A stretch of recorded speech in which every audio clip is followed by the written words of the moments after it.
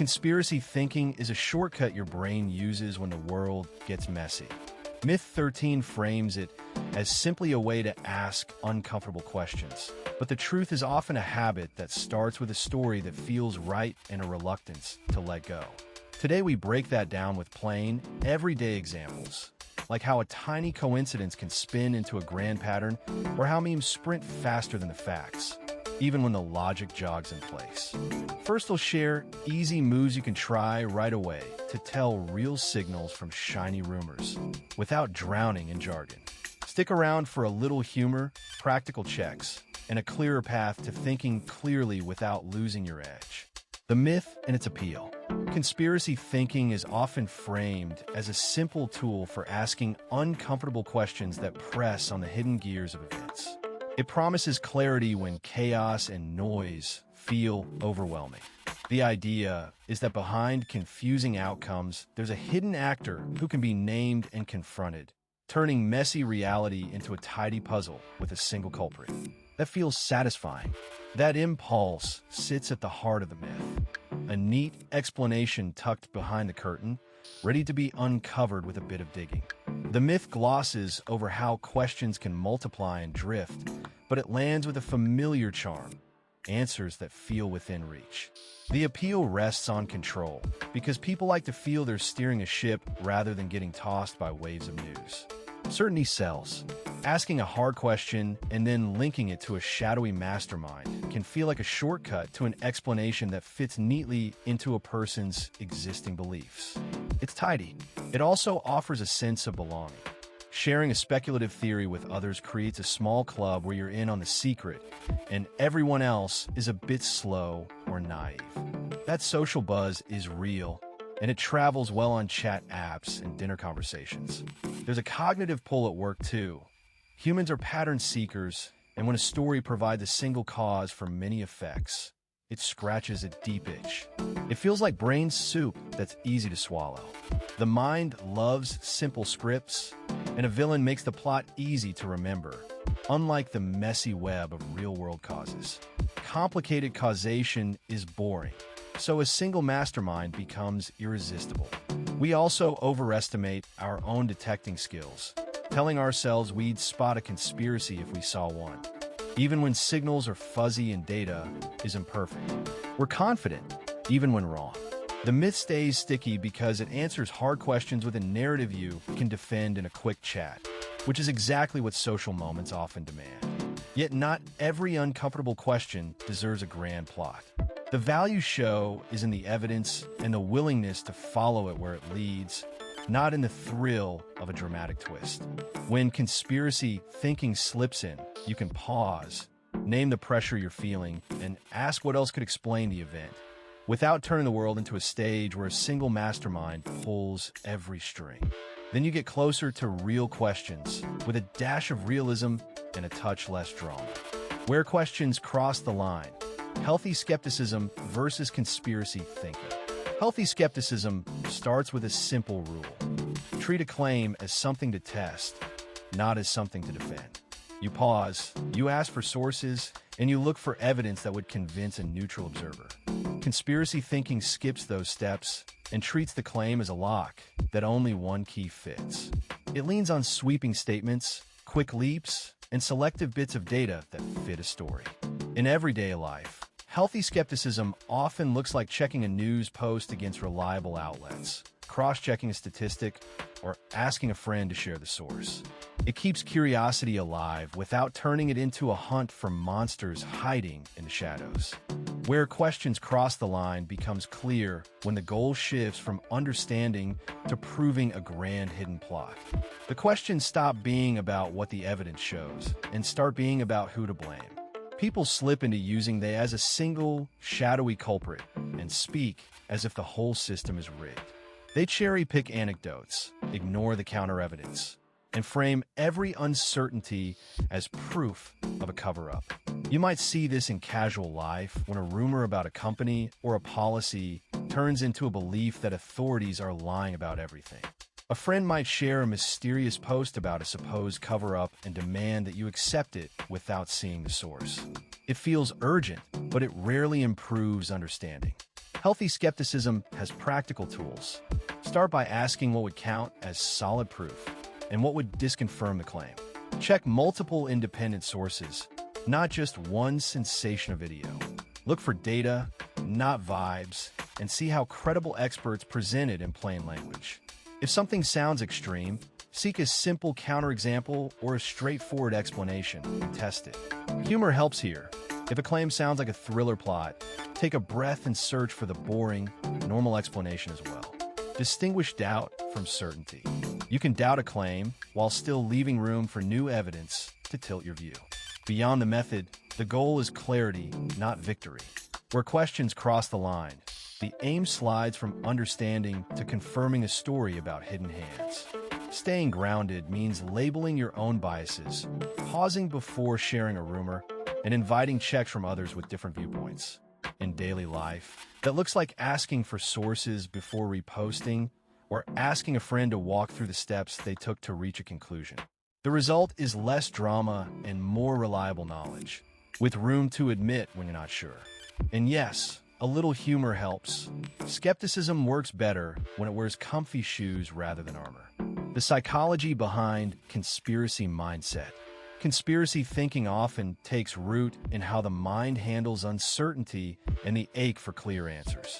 When events feel overwhelming or messy, people gravitate towards simple stories with clear villains and obvious causes.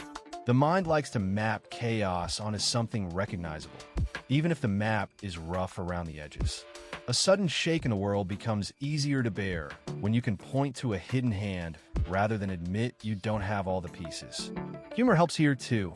Cute theories can feel less scary than the gray fog of real complexity. Several built-in shortcuts drive this mindset, and they're surprisingly common in daily life. Confirmation bias means you notice and remember facts that fit your pre-existing view, while discounting anything that doesn't. Proportionality bias nudges people to assume big events must have big causes, so a dramatic incident suddenly demands a grand secret. Agency detection is another tendency. The brain tends to assume someone is in charge or pulling strings rather than accepting randomness. If your neighbor swears a new policy was designed by an invisible committee, you're seeing agency where there's often chance, habit, or compromise at play. Simple explanations feel safer, even if they're not the whole truth. Social dynamics push conspiracy thinking along as well. Belonging to a group can make a story feel true because it's shared, reinforced, and easy to signal. Echo chambers act like echo chambers. They bounce back the same ideas with louder confidence. Outward disagreement gets framed as danger or betrayal, which hardens beliefs faster than a strong cup of coffee. Everyday life gives plenty of fuel. A rumor at work about a mysterious plan, a post that gets hundreds of likes, a friend who nods along. The thrill isn't just at the moment of revelation. It continues as the group reinforces the narrative and moral certainty. A touch of humor helps some. Ridiculous leaps become bonding rituals, a way to cope with tension without losing your grip on reality. Why this mindset sticks is less about clever plots and more about human needs. It offers certainty in uncertain times, a sense of control when life feels random, and moral clarity when everything looks messy. It can make people feel seen and purposeful, like they're part of a secret mission rather than mere spectators. Emotions ride shotgun here. Fear, anger, and the urge to protect a worldview all push toward tighter beliefs. The constant stream of quick takes online feeds this hunger, rewarding bold assertions with attention and reaction. The result is a self-reinforcing loop. Strong feelings drive strong beliefs. Strong beliefs attract like-minded voices, and the loop tightens with every renewed post. What matters in everyday life is recognizing the pull without losing the ability to think clearly. Healthy questions are good. Curiosity about how things work, a desire to understand, and a willingness to adjust ideas in light of new information. The difference lies in staying open to evidence that contradicts your view and in checking sources instead of sprinting to a single, tidy culprit. When you notice the urge to close the door on complexity, pause and ask what other explanations could fit the facts. And when you're talking with someone who leans toward a conspiratorial take, steer the conversation toward shared goals, careful reasoning, and specific questions you both can investigate together. The goal isn't to polish every thought into a perfect theory, but to keep the mind flexible enough to see the nuance behind the questions we ask. How we evaluate evidence, sources, bias, and reasoning. Evidence comes from many places, but not all sources are equal. Credible sources reveal who wrote it, who funded it, and what exactly was measured. You can spot them by looking for transparency, clear methods, and whether others have repeated the findings with similar results. In everyday life, that means checking a health claim against multiple trusted outlets, not just one post from an anonymous page. For example, if a news outlet quotes a study, you can check whether the study is published, who conducted it, and whether other researchers say the same thing. Even good sources carry bias, including your own. Cognitive biases tilt how we interpret evidence. Confirmation bias makes you notice what agrees with your view and ignore contradictory data. Availability bias makes us overestimate things we've recently heard about. When you see a sensational claim, it's easy to skim for supportive details and skim over red flags. A little humor helps here. Your brain acts like a hype machine until you press pause. Reasoning means connecting evidence in a fair, coherent way. Avoid jumping from single fact to sweeping conclusions. Correlation does not automatically mean causation. Two things happening together can be driven by a third factor. Cherry-picking data or using one anecdote to claim a universal rule undermines trust. If your claim rests on a tiny study or one dramatic story, treat it as a hint, not a verdict. Peer review and transparent methods add credibility, but they aren't magic shields against errors or bias. And be mindful of conflicts of interest. When sponsors have a stake, the conclusions should be checked more closely. Put into practice with simple checks. Gather multiple sources and compare what they say, not just what fits your mood. Distinguish what is known from what is still uncertain, and watch for updates as new data appears. Beware fringy arguments that dismiss mainstream findings without solid backup. Keep a little log of where ideas come from and what evidence supports them. If you play detective well, you'll notice that good conclusions usually need more than one clue and a steady hand. Not a single flashy headline you can't easily verify. Consequences, dialogue, trust, and social impact.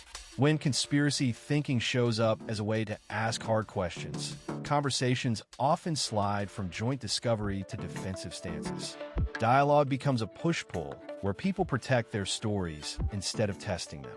That shift makes real exchange harder to sustain. In a family dinner or a chat with friends, one person might press for proof, and others retreat behind snappy retorts or blank stares. Questions still exist, but they're buried under a crowd of claims, accusations, and the feeling that you're choosing sides rather than solving something together. It's as if the goal switches from understanding to winning. Humor helps, but it can land poorly if it undercuts someone's genuine concern. Then the room grows quiet, and the conversation dies a slow, awkward death. Trust follows a similar pattern, but in a bigger arena.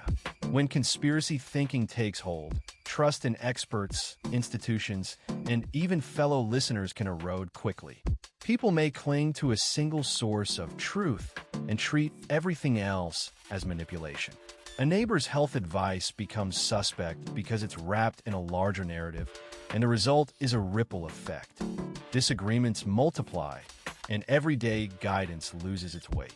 Friends who used to share open questions end up filtering every message through a lens of suspicion. You can sense the fatigue in the tone of ordinary conversations, a readiness to doubt before listening. It's not just about who's right. It's about who feels safe enough to speak without being tagged as the problem. Social impact compounds those dynamics. Communities fracture more easily when competing stories harden into rival camps. Online spaces that should connect people start acting like crowded markets of rumor, while local clubs and neighborhoods drift toward quieter, less collaborative gears. Participation in civic life can dip, because people hesitate to weigh in on issues that feel loaded with hidden agendas or traps for dissent. Relationships at work and school can suffer too, as people default to silence rather than take a risk on a controversial topic. On the bright side, when questions are welcomed and evidence is weighed calmly, groups can build sturdier bonds. People learn to test ideas without tearing each other down, and that shared practice becomes a small glue for communities trying to do ordinary things together. It's not magic, but it can be practical. Respectful listening, clear norms for debate, and a habit of checking sources before leaping to conclusions. Moving toward constructive inquiry. Uncertainty often fuels conspiracy thinking. When the facts feel murky, a simple, tidy story can feel comforting and in control. But tidy stories can crowd out real evidence and useful questions. Moving toward constructive inquiry means shifting from labeling someone or something as the bad guys to asking careful, testable questions. It's not about winning arguments. It's about learning what's actually supported by evidence you can check. Start by clarifying the question you're trying to answer. Write it down and keep it concrete. Then separate what you already know from what you're guessing. If a claim feels big, break it into smaller parts and test each part one by one. Gather sources that are reliable and easy to verify, like official documents, direct statements from involved parties, or records that can be checked by others. Be aware of your own biases and try to notice when you're favoring one explanation because it fits your feelings rather than the evidence. Ask neutral questions that invite evidence rather than defensiveness. What would have to be true for this claim to hold up? What is the best evidence for it? And what is the best evidence against it? Are there alternative explanations that fit the same data, and how will we tell them apart? Avoid turning a conversation into a tug-of-war over who's more clever or who's more trusted. Instead, compare the strength of the evidence, one piece at a time. If you hear a claim from a single anonymous source, pause and look for corroboration from multiple independent sources. Create a curious, low-stakes environment for discussion. Name uncertainties openly and resist the urge to assign moral labels to people who question things. If facts conflict, acknowledge the conflict and adjust your view without feeling shame. Sometimes the right move is to say, "First, don't know yet," and keep looking. A practical example: a rumor that a local company hides payroll details can be tested by asking for publicly posted pay bans, speaking with HR, and reviewing any available policies. Humor helps too. A well-timed quip about needing receipts from a treasure hunter can defuse tension while you chase real documentation. The goal is steady progress, not dramatic verdicts. Myth 13 isn't just about curiosity. It's about which questions we actually allow ourselves to ask and what we do with the answers. The gist: conspiracy thinking often rides on neat stories, quick leaps, and a love of secret plots. Real curiosity checks sources, tests claims, and stays ready to change its mind. In everyday life, you'll see this play out in small moments. A strange headline about a hidden mastermind behind everything? A curious approach would be, where did this come from? Can we verify it? Is there a simpler, boring explanation that fits the facts? Noticing a sudden policy at work or school. It could be a budget tweak or a paperwork mix-up, not a covert operation. The difference is routine skepticism versus jumping to a dramatic conclusion. A touch of humor to keep it light. If every odd coincidence meant a mastermind, my coffee maker would have a secret agenda and a weekly briefing with the toaster. If you've stuck with me to the end, you're in good company. Questions come from a place of wanting to understand, not to win a battle. Your questions matter, and your curiosity can lead somewhere solid. If you found this helpful, drop a like, leave a comment with an example from your own life, and hit subscribe for more myth-busting in plain language. In the next videos, we'll break down how to spot reliable sources, how to read headlines without losing your cool, and how to ask better questions that actually bring you closer to the truth. See you there.